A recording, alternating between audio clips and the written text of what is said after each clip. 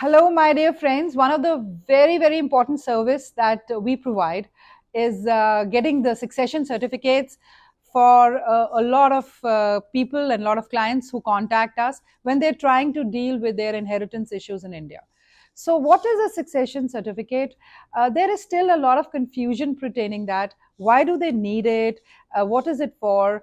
How do they get it? So these kind of questions we are regularly getting. So let me clarify on these issues that you understand in an absolute simplified way that what is a succession certificate? Why do you need it? So anybody who is trying to claim is movable inheritance in India needs a succession certificate.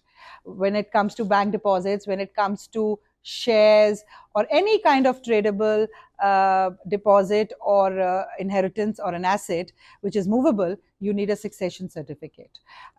So a succession certificate is granted to the successor by a competent court of authority, and that court is normally where that movable asset is lying. So you have to submit an application to the court and follow the complete legal procedure, and in the end this is granted to you after all the checks and balances are done by the court. And then you take that certificate, you go to the bank is then satisfied, and it will only then release these assets.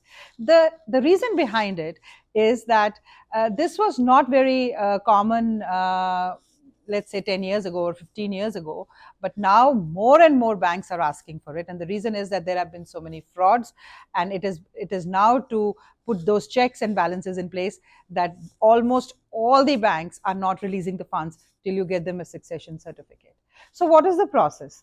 So the process is that when you apply to the court for a succession certificate, the court has to make sure that there is no other claimant, or there would not be any other claimant, because as you understand succession laws in India, all the biological children and the wife of a male deceased are inheritors of that wealth. So when you say you are your father's son, and you give two other names or three other names, the court wants to make sure that there are no other people that you're leaving out, basically.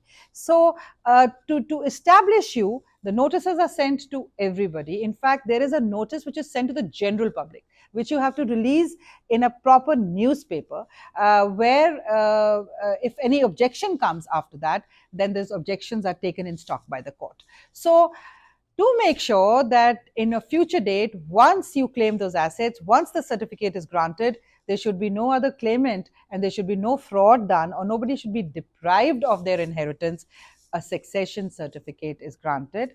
You have to, in the end, you have to make sure all the legal heirs come forward. Either they are claiming it or they're giving a no objection in the favor of the person who's applying it.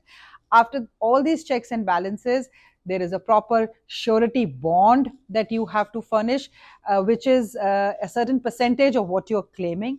Or all the assets have to be lined correctly and submitted to the court what you're asking. And then after the entire procedure, and it is not a short procedure, it takes time, you need a lawyer for this, and after it is granted, then it is printed, and that certificate you take to the bank, and then the bank releases you in the form of check or draft the funds that you are entitled to. So a succession certificate is an important document to claim your movable assets, and you can actually do it from an overseas location. We have been furnishing these succession certificates for all our clients, and you can do the same.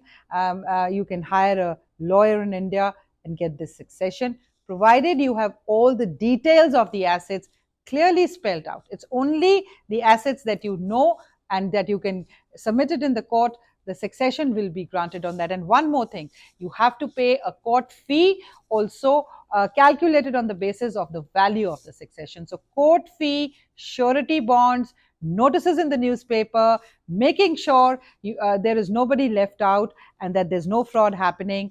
Only after that the court grants the certificate, on the basis of which you can claim your movable assets. Thank you.